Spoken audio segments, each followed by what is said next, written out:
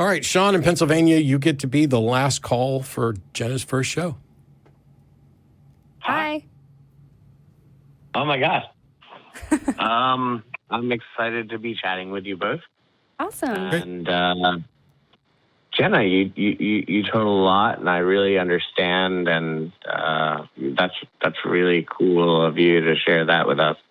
And Matt, I've seen a lot of what you've shared, and I have a lot of respect for everything that you do. Thank you.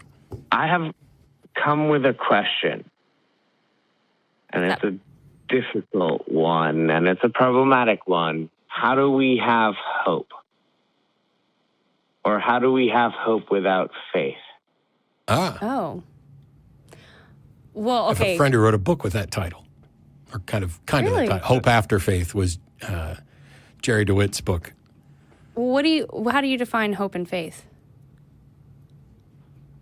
Excuse me. For hope, I would go with specifically wishing good for the future. You know, like or even our expectation for a better future. And for faith, I would say that there's some sort of trust and belief that comes with that. Okay. Oh, so that definition of faith. Faith and hope. Oh, I see. You're saying that they're the same thing, right? Well, so by faith, you're just how can we have hope without faith? So my definition of faith makes it useless for hope or anything else. Right. But what you seem to be talking about is we have to trust and have confidence. But Have faith trust in and something, right? yeah, but confidence can be rationally justified. Faith is irrationally justified confidence, or a confidence that's disproportionate to the evidence. But we can set the word aside. How can we have hope? Well, for a lot of people, it's unavoidable. Hey, I hope this happens. I hope that happens. I'm optimistic about this. For some people, I'm not sure they can ever really have hope. The sort of pessimistic mindset of everything's awful and cynical. So it seems to me that the best way to foster hope is to teach people that both the overly exuberant optimism that flies in the face of evidence and the overly exuberant pessimism that flies in the face of evidence are both extremes that aren't warranted. And an actual honest assessment of the evidence will tailor your expectation of hope to that which is truly reasonable. So saying, I hope I win the lottery is, okay, we can calculate what the odds of winning the lottery are, and you can realize that that's, probably not a likely place to place your hope. But when I say, I hope Jenna and I have a good first show for her, that wasn't just, oh, I'm exercising faith. It's I'd already seen Jenna on the show. I knew a little bit. I know how the show goes. I have a mountain of evidence that leads up to saying, I'm incredibly optimistic that we will have a good show. That is hope that is warranted by evidence. It could turn out to not be true. The world is uncertain. But if you teach people skepticism, if you teach people how to evaluate the evidence, I think hope thrives in that. And the hope that thrives in that is reasonable hope and not pie-in-the-sky hope. Well said. But how many arguments have you had the exact same way, where you're not even... Don't you sometimes feel like you can have the arguments over and over and over again, and no one's hearing and no one's understanding, or people are choosing and... No, because I have thousands upon thousands of emails from people who've changed their mind because of what the show's done. Every single convention I go to, there are numerous people who come up to thank me for what this show has done. For not just for what I've done, but for what the ACA's done, for what every host and co-host on here has done, for what the other programs have done, because they do change minds. I'm not accusing you of anything. I think everything that you're doing is great, and I'm really happy to. I'm not knocking you on this. I'm just saying you suggested that maybe I was sitting here frustrated by the futility of arguing with people who don't change their mind. There are people who don't change their mind, and there are people who do. Some of them call, some of them watch. Okay, so going back to how can we have hope? We can know empirically that bad things are going to happen, no matter how good of a person you are. Yeah, and we can know that good things are going to happen, no matter how good or bad you are. Oh, well, I mean, I suppose so, but the point that I'm making is in this world where you can actually lie out every statistical probability and realize in this universe how statistically insignificant we are. I mean, like our lives are tiny on a biological scale, let alone a geological scale, let alone a astronomical scale. What does the scale have to do with anything? The fact, so an ant could potentially have hope, even though it's, potentially less. None of this makes any difference to whether or not you can reasonably have hope. All you need to reasonably have hope is evidence that there's a possible or likely good outcome. So then then there comes in the moral question of what is a good outcome? What is that actually, Sean, it's irrelevant. Do you agree that both good and bad things happen?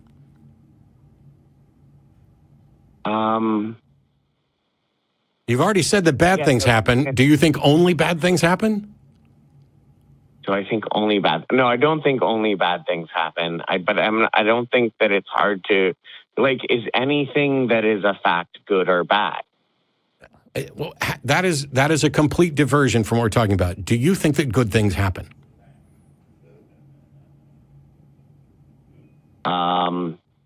I don't know. I believe things. I don't understand why this is any harder than asking, do you think bad things happen? You are happy instantly to say that bad things happen, and when I ask you if good things happen, you hem and haw. Yeah.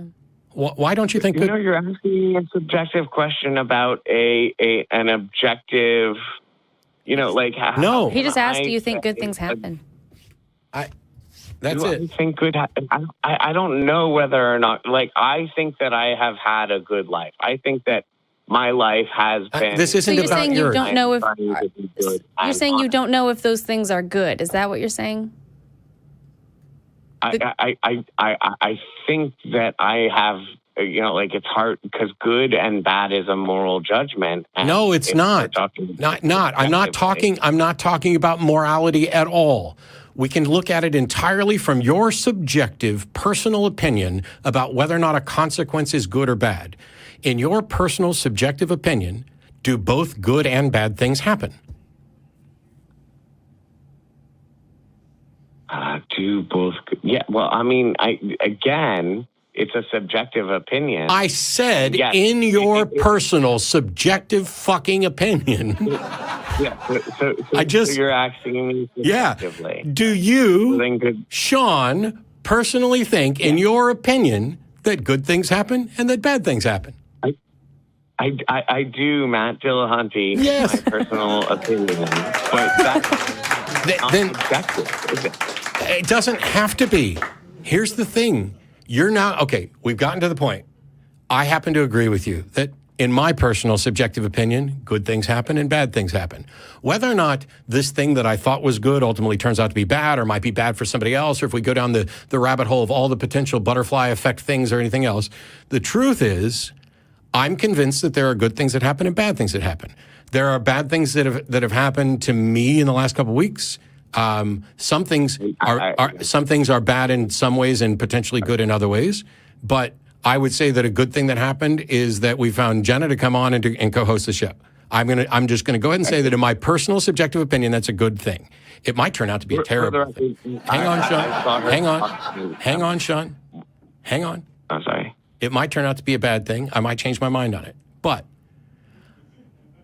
I have the ability to look at this and say, holy crap. Hey, if you have the ability to I'm going to make this real easy, Sean. I'm going to leave this building in a little while and hop in my truck and drive home. Now, making it home safely without any damage to myself or my truck, I'm going to call it a good thing. Getting in an accident on the way home, I'm going to call it a bad thing. Would you agree? Would you agree kind of that would be good thing and bad thing? Yes, I can subjectively agree. Would you also agree that there are objective facts about reality that determine the likelihood of both me getting home and me getting in an accident? Yes, and I think that those objective truths make life a little harder. Well, that's not the point. Harder to have hope. Who says life isn't supposed to? It goes back oh my to God! My original point. How do we have hope? I'm getting to that. If you'd stop talking about how life is hard. Well, we've gotten to a point that I'm either going to get home safely, which we would agree was a good thing, or I'm going to get in an accident and potentially die or get hurt, which is a bad thing. And that the truth about which of those happens is based on objective facts about reality. The maintenance of my vehicle, the other drivers on the road, all of these things. And so I can assess the data to determine a likelihood for getting home safely or a likelihood for getting in a wreck. And because I don't know what the outcome is, I can have hope, and my hope can be based on the objective evidence, the hope for that goal. Doesn't matter how hard life is, doesn't matter what your subjective opinion about good or bad are. Once you've decided this is good, and we can make some assessment about it, I can hope that I get home safely. And I can hope that you get home safely. And I can hope that other people get home safely. And they can hope the same thing for me. For the record, I am a person, any one of my friends will tell you, when I part ways with anyone, I say, drive safely, get home safely, and I understand, that being on the road, there's more probabilities of accidents. I bicycled across Pennsylvania last August. I bicycled down to Florida this winter, I cheated and took some trains because winter weather is not something you want to bicycle through. So for hope. So you weren't particularly hopeful about the weather. No, I mean, so yeah, I had backup plans, and I do, I hope that my life is going to be okay, but I don't know, is that not based on faith? Hope isn't knowledge, and hope can be based on reason. That's it. Well, I mean, yeah. Especially when you say it, especially with respect to you, it sounds right, but I'm going to let Jenna say it. Or whatever she wants. She gets to say whatever she wants. It's not like I need her. Please echo what I said, Jenna. So hope, I have hope about things all the time. I don't have faith. The way that I define faith is believing in something without evidence. I define hope as wanting something to happen. I have hope that, I don't know how that... It's if we look at hope in the way that we're talking about, all it is optimism. Yeah. And if your optimism is out of tune with the facts of reality, that's delusion. But if your optimism is in tune with the facts of reality, not only is there nothing wrong with that, but that's exactly what we should promote. And I don't even know how it could be a question of how one could have hope. All it is, are you having reasonable expectations based on the available evidence? All of our lives are uncertain. Nobody knows what's going to happen a second from now with regard to everything. And so we're constantly, you're either optimistic or pessimistic. And all I'm saying is that at the extremes of those, where they're not particularly warranted, that's a problem. But in the middle, both your optimism and your pessimism may be justified by the evidence. Well, yeah, if we look at the evidence, we see people that are more comfortable with driving thousands of miles in a truck full of high fuel. You know what I mean? Like explosive. You know why?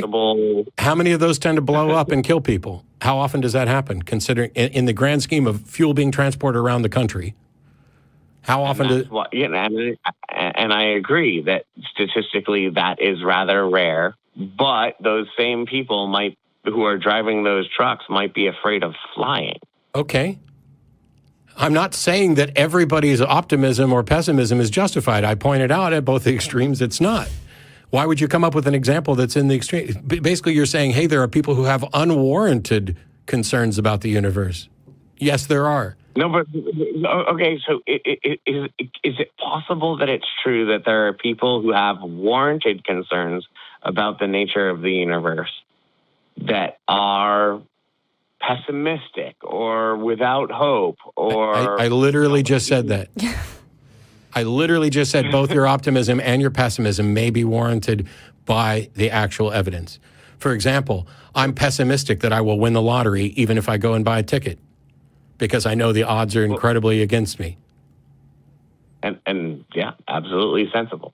But, so many people optimistically buy that ticket anyway. Okay. A lot of people believe in God. Yeah. Let's stop pointing to the exceptions to the rules of rationality as if it disproves rationality.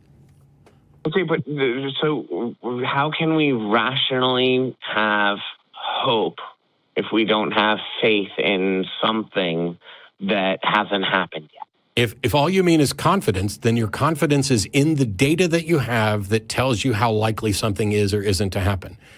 It's not faith, it's just confidence. It is a reasonable, I have expectations, reasonable expectations based on the data.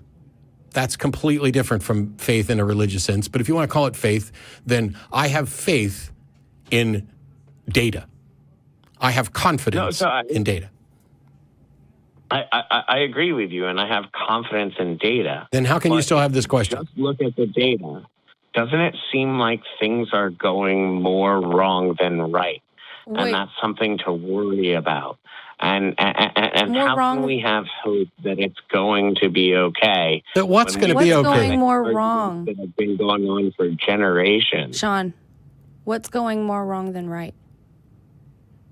Well, I mean, I really, the environment, that climate change denial. Sure. Am I optimistic about our future? No, Sean. To support that climate change denial has any evidence behind it. There's no data behind that. You're sure about that? And you're sure that there's no... wait, did you say that there's no data behind climate change? No, climate change denial. Oh, okay. None.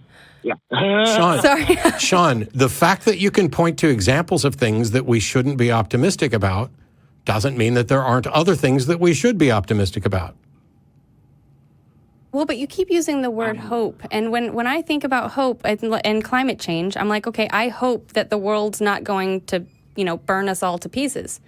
But it might happen. That we're not going to experience global floods and increasing tornadoes, but and hurricanes and other climate events that, from what I understand from the science, this is probably likely to happen. So how do we have hope? You don't? Okay. I mean, I think that's just a human thing. You just do. I don't know that I have anything more to say. I've already pointing out something that we don't necessarily have warranted hope in doesn't mean that there's not other things we do have hope. If you mean, if your whole concern is, let's talk about climate change, how can we be hopeful and optimistic in the face of the data? Maybe you can't, but that doesn't mean that there aren't other things that you can't be hopeful in. All right. So I see what you're saying. And I respect that, but doesn't it get hard? Let's say when you look, it doesn't matter, Sean. Sean, yes, shit gets hard. Life can be hard. If I have stage 4 cancer and I'm lying in an hospital bed and we've tried everything and there's no more treatment, do I have hope that I'm going to continue living much longer? No, I have no reasonable hope. I can wish all day long, but I don't have a reasonable hope that I'm going to continue living. Does that mean that I'm completely devoid of hope? No, because I can have hope that I don't suffer as much pain in the benefits of medication. I can have hope that my family and friends who love me will come and spend time with me at the end of my life and remember me fondly afterwards. There are still things that I can find to have hope in, even in the face of almost certain death. It's if all you're concerned about is how can I have hope in this grand sense that everything's going to turn out all right, you can't and you shouldn't, because everything's not always going to turn out all right. There's a mix of good and bad. Everything's on a spectrum. And we finally sorted that out about the good and bad a while ago. There are things that you can be hopeful about, and there's things that you probably can't be. When you can find nothing to be hopeful about, that's a serious concern.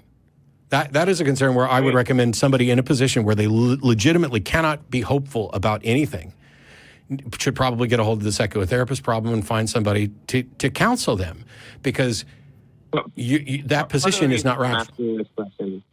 Part of the reason I'm asking this question is because I recently lost a friend to suicide, and I felt like I should have been there. Like I assured him that I would get in touch with him and we would hang out, and I feel like I missed an opportunity. I'm sorry. You know, like it's hard to know what you can do and what you can't. And I'm not a professional therapist, and I don't even know if I could have fixed that, or if anything I could have done would have changed anything. You know? Yeah, that's hell. It sounds like you might need to check out that secular therapy project if you can. I'm not trying to say anything. I'm just saying it's helpful. I'm seeing one. If I was in your position, helpful. Having lost somebody to suicide and having the concerns that you have, I would reach out to the Psychotherapist Project as well. And while I'm not a therapist, I'll say this. When my grandma died a couple weeks ago, I had a chance to go visit her a week before she died, and I opted not to. The logistics just didn't work out. I could have made it work, but it just didn't. And so when they called me and said, hey, she's going to die in a couple of hours, the first thing that went through my head was, I'm a terrible fucking grandson. Why didn't I go see her? I mean, I knew, we knew she was probably within 30 days. And I realized that my reasons for not doing it weren't entirely selfish, but even if they were, that's not necessarily a problem. I had seen her at Christmas time and we'd had a good visit.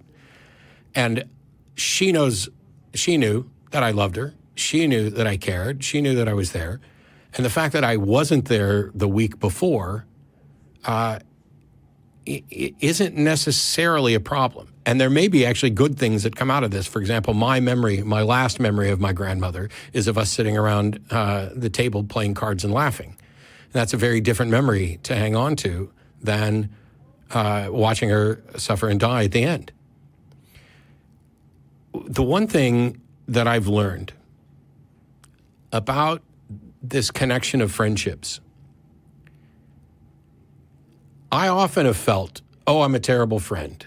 I'm a terrible uncle. I only get to see my niece and nephew maybe at Christmas time. I'm a terrible uncle. I forget birthdays, and I live 14 hours away if I was driving, and I've got all this stuff going on in my life, and I'm not being the sort of uncle that I should be or that I wish I could be, et cetera. And yet my niece and nephew don't have that perception of me. And the friends that I had in high school, we had 900 plus people graduate my year. They split the school in half after that. I had a bunch of friends in high school. There's probably 2 that I've remotely kept in touch with over the years. And either one of them, I could call them up right now and we start over right from scratch. But you know what else? They're not keeping in touch with me either because they have lives. And my friend that I was talking about here in Austin who had stents put in and was in a coma for over a week, who I was almost certain was going to die, has recovered, gotten out of the hospital, had to go back into the hospital just the other day, and is now back out of the hospital as of, I think, this evening. And I haven't, because of the travel, I haven't been up to see him as much as I would like. But I'll tell you this. Every time I start to feel bad about the fact that I didn't go up and visit Sean at every possible opportunity, I know that Sean is like a brother to me and knows that I would probably just didn't have the opportunity to go through there or had other reasons. And it doesn't diminish how much I cared about him at all. That's a tough thing to grip. That's a tough thing to come to grips with, that you're not nearly as bad as you think you are. And the fact that you think that you might have done something bad actually shows how decent you are. Because if you were truly somebody who didn't care about your friend, you couldn't possibly be feeling remorse about it now. And this is a natural part of mourning somebody that you've lost, is the what could I have done different, or how could I have shown that I love them more? We all do that. As far as I can tell, and I'm not a therapist, that's completely normal. And one of the things you should do is forgive yourself. But I'm doing the best I can, and it's not just for my friends, it's for everyone I know, everyone I encounter. And it's really sad often, because there's so much that I wish I could explain and I wish I understood. Yeah. And I'm trying to listen and I'm trying to understand and I'm trying to, Keep trying. Yeah. You have to keep trying. And this may be the answer to your question about how do you have hope? Because if you stop trying, you're never going to have hope. Yeah, you have to keep trying, and we all do. And we're all going to get it wrong, and we're all going to screw up, and we're going to not care enough about somebody at exactly the right time. Mm-hmm. Maybe I had somebody contact me a week ago that was in an email that was distraught and needing help, and it came at a particularly bad time for me where I didn't have enough spoons to deal with my own issues, let alone somebody else's, and I didn't talk to them.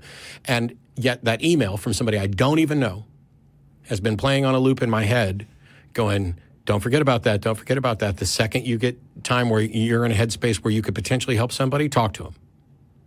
And that's for somebody I don't know. You're not a bad friend.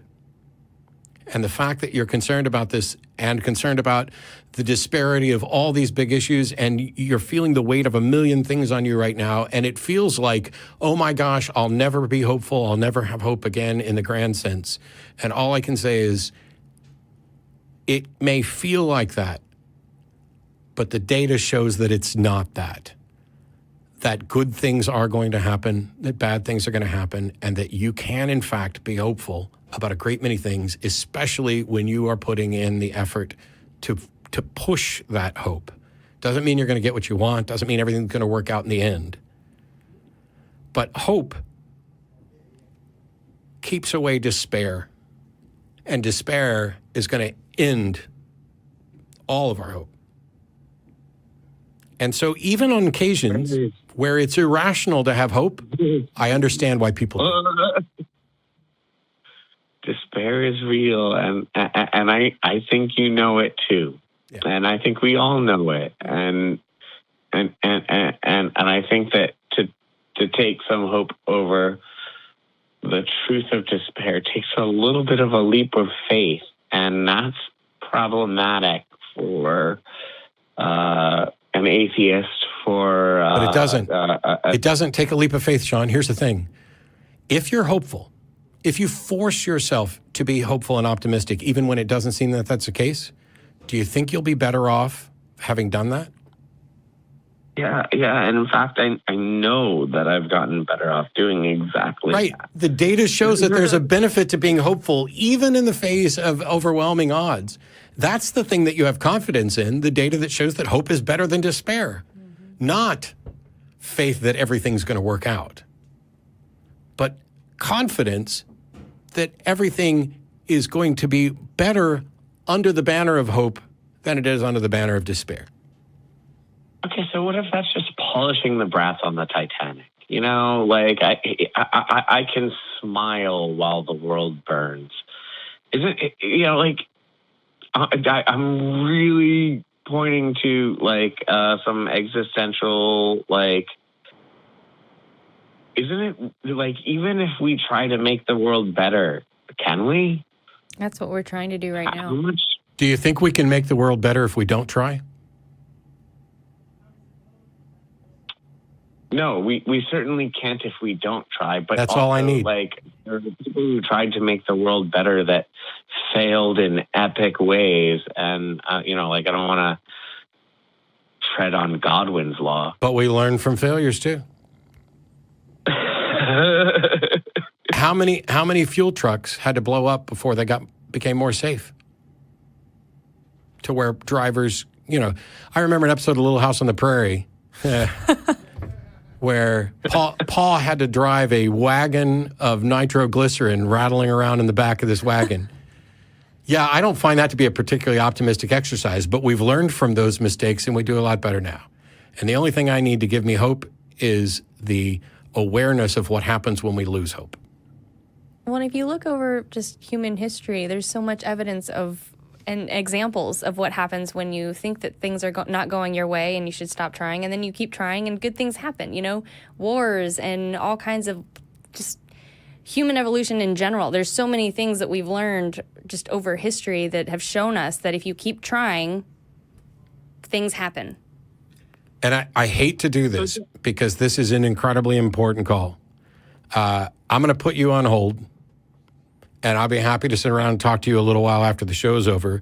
But there's a bunch of people on the other side. There's Chinese food coming, and we're already 30 minutes over on this. So I'm going to put you on hold for a minute, but I'll be right back. And